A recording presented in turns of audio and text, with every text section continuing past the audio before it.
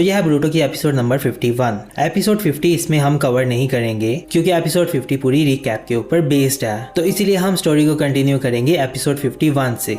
तो शुरू में हमें दिखाते हैं एक विलेज जहाँ पर रात का टाइम होता है और एक केव दिखाते हैं। उस केव में कुछ लोग होते हैं, वहाँ पर कुछ सामान लूट कर लाते हैं और रखते हैं। उनमें से एक कहता है कि हम जब तक यहाँ हैं हम सेफ हैं। तो दूसरा आदमी कहता है कि थंडर ट्रेन को लूटने से हमें काफी माल मिला है। और साथ खड़ा आदमी कहता है कि हमें इस तरह की एक बेहतरीन जगह भी मिल गई है इस सामान को छुपाने के लिए, किसी को यहाँ का पता भी नहीं चलेगा। फिर वहाँ पर एक आदमी कहता है कि ये माइनिंग टनल काफी अरसे से वीरान पड़ा हुआ है, कोई भी यहाँ नहीं आएगा। फिर वो हंसते हैं और वहाँ से कोई गुजरता है। फिर वहाँ पर कोई आता है, कहता है कि यहाँ पर एक और आदमी भी था ना। तो वो दोनों खड़े होते हैं, आगे पीछे देखते हैं, कहते हैं हाँ, लेकिन कहाँ गया वो। फिर वहाँ से कोई गुजरता है और उनमें से एक आदमी मुड़ के पीछे देखता है। फिर वो आदमी कहता है कौन है वहाँ। फिर वहाँ पर कोई आता है, वो उसे देखकर डर जाते हैं, लालटेन नीचे फेंक देते हैं और भाग जाते हैं। और फिर हमें उसकी आंखें दिखाते हैं।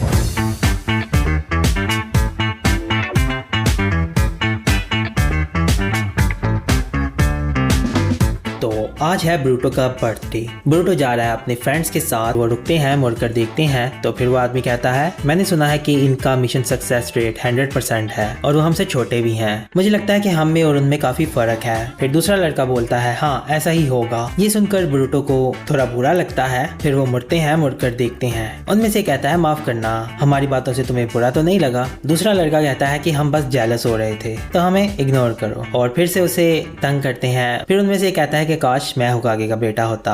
और फिर चले जाते हैं। मित्सुकी कहता है मुझे कुछ समझ नहीं आई। फिर बाहर निकलते हैं। सारदा कहती है इस तरह के लड़कों को सीरियस मत लिया करो। ब्रूटो कहता है फिक्र मत करो, मुझे फर्क नहीं पड़ता, मुझे बस एक चीज से फर्क है, नहीं खाने क्या। ब्रूटो कहता है नहीं अब मुझे भूख नहीं है। फिर हमें दिखाते हैं ब्रूटो जा रहा होता है और सोचता है कि होकागे की किसको परवाह है। और फिर आता है घर। फिर घर आता है और खाने की टेबल पर बैठा होता है। तो वहां पर आती है सारदा और साकुरा। साकुरा कहती है हैप्पी बर्थडे ब्रूटो। ब्रूटो कहता है thank you so much aunty साकुरा। और फिर सारदा की तरफ देखता है और कहता है तो तुम भी साथ आई हो। सारदा कहती है मुझे देखकर बुरा लगा, मैं इसलिए साथ आई हूँ क्योंकि मोम ने कहा था कि मेरे साथ चलो। और फिर उसकी नजर जाती है मित्सुकी की तरफ, वो भी वहाँ बैठा होता है। मित्सुकी उसे हाय कहता है। सारदा कहती है तो तुम भी यहाँ आए हो। मित्सुकी कहता है ये मेरी पहली बर्थडे पार्टी है। हिमावारी वहाँ केक लेकर आती है और कहती है ये है आपका केक बिग ब्रदर। ब्रूटो से थैंक्स कहता है। साकुरा कहती है ये केक मुझे काफी अच्छा लग रहा है। हिमावारी कहती है ये केक मैंने खुद तैयार किया है। और फिर साकुरा कहती है तुमने बहुत अच्छा काम किया है हिमावारी। फिर वो पूछती है कि नारुतो कहाँ है। फिर हिनाटा कहती है कि नारुतो ने कहा था कि वो घर आ जाएगा। फिर सारदा ब्रूटो के पास जाकर बैठती है, कहती है तो ये तुम्हारे लिए अच्छी खबर है ना। ब्रूटो कहता है मुझे इससे फर्क नहीं पड़ता कि ओल्ड मैन घर आते हैं या नहीं आते। खैर फिर केक काट कर खा लेते हैं। सारदा कहती है केक बहुत मजे का था।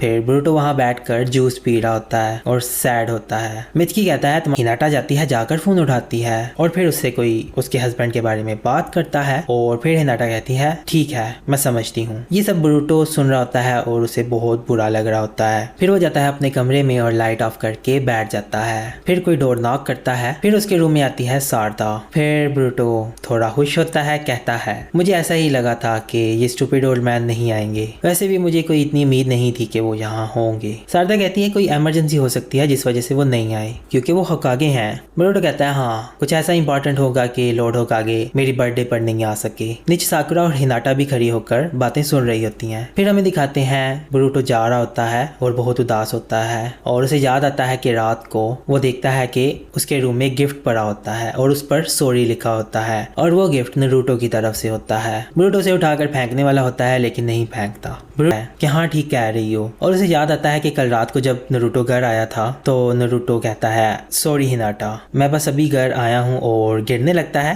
हिनाटा से पकड़ लेती है। फिर वो गिफ्ट देता है और कहता है ये मैं उसके लिए लेकर आया हूँ। कहता है मैंने उसके साथ गलत किया तो फिर मैंने सोचा कम से कम मुझे कौन सी चीज पसंद है। और फिर हिनाटा कहती है कि मुझे पता है कि दिल ही दिल में वो एक दूसरे की बहुत फिक्र करते हैं। फिर रात हो जाती है। कटास्के की लैब दिखाते हैं। ब्रूटो वहाँ बैठकर गेम्स खेल रहा होता है। कटास्के कहता है कि आज तुम्हारा मूड बड़ा खराब लग रहा है, क्या कुछ हुआ है? जब भी कुछ बुरा होता है तो तुम यहाँ आते हो, आकर अपना माइंड क्लियर करते हो। ब्रूटो कहता है नहीं ऐसा नहीं है, बस उसे वो लड़के याद आते हैं और उसे उस बात का बुरा लग रहा होता है। फिर ब्रूटो पूछता है कि ओल्ड मैन कटास्के मुझे ये बताएं कि बड़े लोग मुझे एक बच्चे की तरह समझते हैं क्या? कटास्के कहता है नहीं मुझे ऐसा नहीं लगता, मैं भी एक बड़ा आदमी हूँ और मुझे पता है कि तुम कितने स्किल्ड हो। बोरुटो कहता है सच में। फिर किटास्की कहता है लेकिन कुछ लोग ऐसे हो सकते हैं जो कि ऐसा ना सोचते हो। कुछ लोग तुमसे जेलस होते होंगे या फिर तुम ये मान सकते हो कि वो लोग तुमसे डरते हैं और तुम्हारे टैलेंट से भी। बोरुटो कहता है मतलब कि मैं उन्हें नर्वस कर देता हूँ। किटास्की कहता है हाँ बिल्कुल, इसीलिए वो तुम्हारी स्ट्रेंथ को अप्रिशिएट कि तुम होकागे के बेटे हो।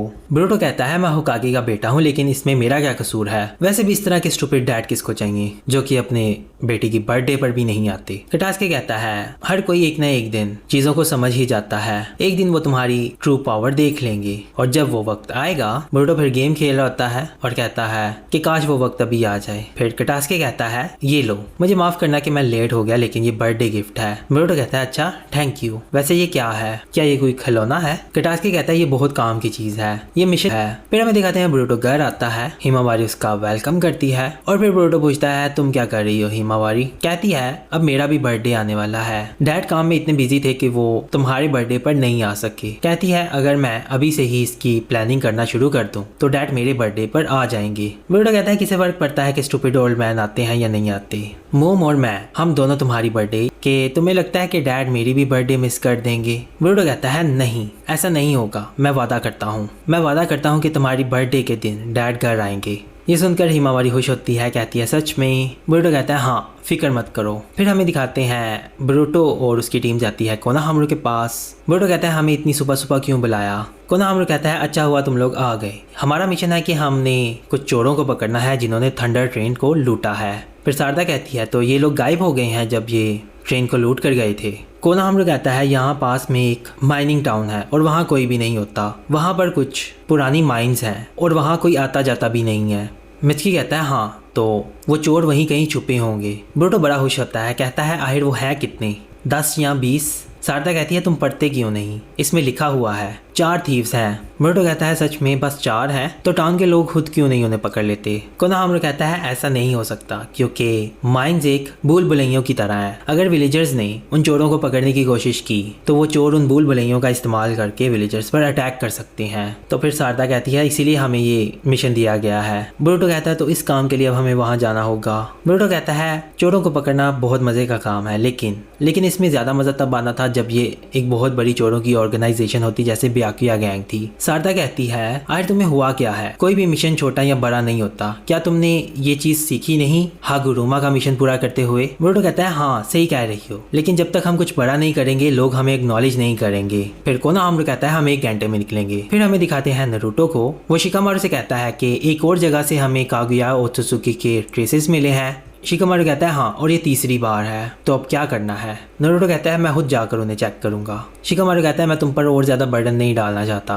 नारुतो कहता है ये तुम्हारे हाथ में नहीं है। 5 कागे समिट में हम सब ने एग्री किया था कि कुछ भी ओत्सुकी से रिलेट होगा वो टॉप सीक्रेट होगा। कहता है हाँ मुझे पता है, लेकिन मुझे ये नहीं समझ आ रही कि कागुया इस तरह से वेपन्स क्यों बना रही थी, एक बहुत बड़ी व्हाइट ज़ेत्सु की आर्मी, आखिर किस चीज को रोकने के लिए? नारुतो कहता है हाँ और इसे 10 साल हो चुके हैं, हो सकता है कि व्हाइट ज़ेत्सु से भी ज्यादा खतरनाक चीज हो। नारुतो कहता है हमें पीस मेंटेन करने के लिए इन सभी रुकावटों को कुचलना होगा। शिकामारू कहता है हाँ मैं समझता हूँ, लेकिन तुम बहुत ज्यादा मेहनत कर रहे हो, तुम आजकल घर भी इतना नहीं जाते। मैंने हिनाटा से सुना था तुम बोरुटो के बर्थडे पर भी नहीं गए थे। कहता है हाँ और मुझे इस बात का बहुत बुरा लगा, लेकिन फिर भी। और फिर कहता है कि मैं होकागे हूँ और विलेज में हर कोई मेरी फैमिली है और मुझे हर किसी को प्रोटेक्ट करना है। फिर बाहर बोरुटो और बाकी खड़े होते हैं और वहाँ आता है नारुतो। नारुतो बोरुटो को देखता है। बोरुटो कहता है शारदा मित्सुकी तुम आगे चलो मैं आता हूँ, मुझे अपने ओल्ड मैन से बात करनी है। शिकामारू कहता है मैं भी आगे चलता हूँ और चला जाता है। फिर वहाँ से सारे चले जाते हैं। नारुतो कहता है कि मैंने तुमसे माफी ठीक से नहीं मांगी थी, मैं तुम्हारे बर्थडे पर नहीं आ सका। बोरुटो कहता है भूल जाओ, आप होकागे बिजनेस को लेकर बहुत बिजी थे, वैसे भी मुझे आपसे कोई उम्मीद नहीं थी। और फिर कहता है कि हिमावारी की बर्थडे पर घर जरूर आना, मुझे इस चीज़ से फ़र्क नहीं पड़ता कि मेरे स्टूपिड ओल्ड मैन मेरी बर्थडे पर घर ना आए, लेकिन हिमावारी वो भी बहुत छोटी है और वो चाहती है कि आप आओ, मुझसे प्रॉमिस करो कि आप घर आओगे। कहता है हाँ मैं प्रॉमिस करता हूँ।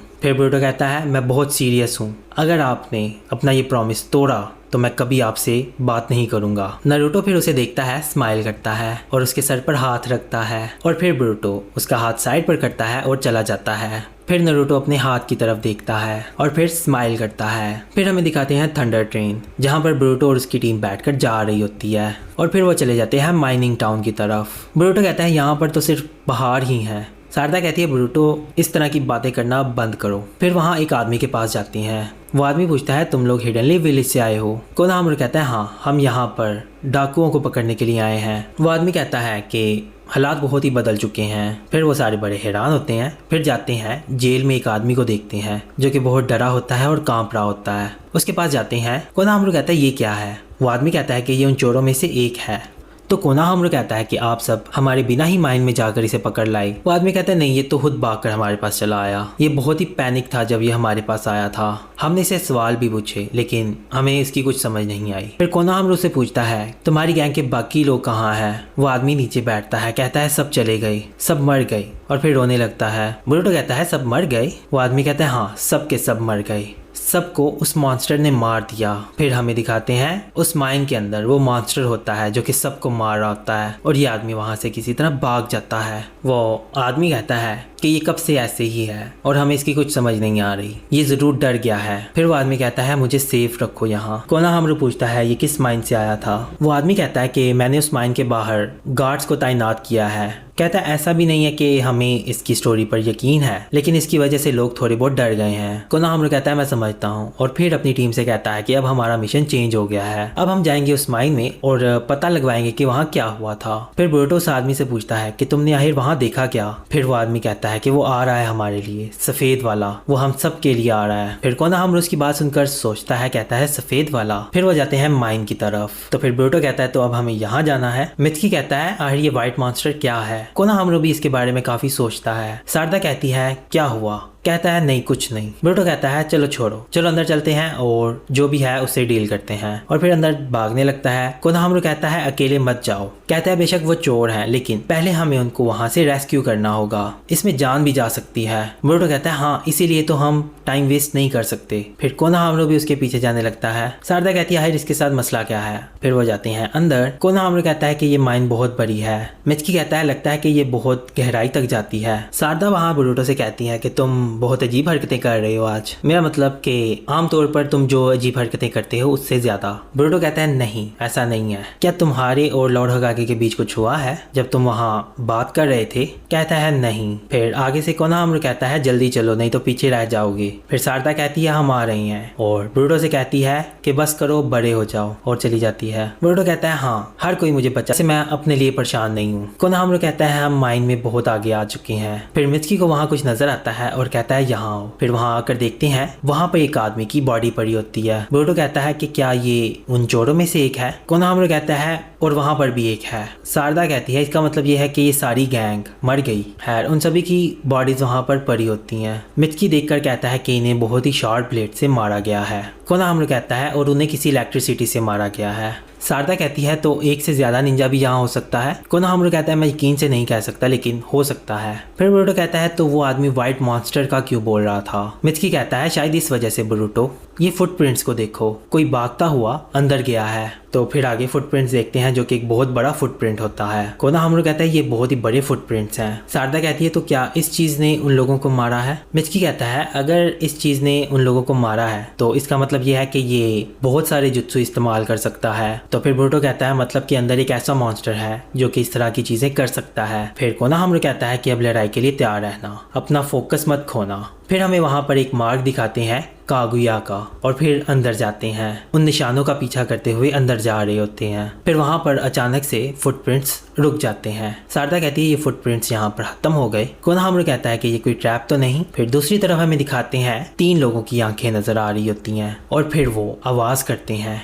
फिर सभी तैयार हो जाते हैं। कोनोहामारू कहता है कि चारों तरफ नजर रखना। ब्रूटो कहता है हाइड वो किस तरफ से आएंगे? फिर वहां से एक गुफा से उसकी आवाज आती है, और उसकी आवाज पूरी जगह पर गूंज रही होती है। कोनोहामारू कहता है ऊपर से, और फिर ऊपर से वो आता है, उन पर हमला करता है। बाकी साइड पे होते हैं। कोनोहामारू उसको ब्लॉक करता है। फिर वो कोनोहामारू को किक मारता है, वो पीछे जाकर गिरता है। वो जंप करके फिर ऊपर चला जाता है और फिर नीचे आता है। ब्रूटो कोनोहामारू से पूछता है कि ठीक हो ना बिग ब्रो? कोनोहामारू कहता है मैं ठीक हूँ। जो ये चीज है फिर उसको दिखाते हैं, वो सफेद रंग का होता है, ब्रूटो है। और फिर हमें व्हाइट ज़ेत्सु को दिखाते हैं। फिर कोनोहामारू कहता है अरे ये यहाँ क्या कर रहा है? और उस व्हाइट ज़ेत्सु के 3 चेहरे होते हैं। और फिर इसी के साथ एपिसोड खत्म हो जाती है।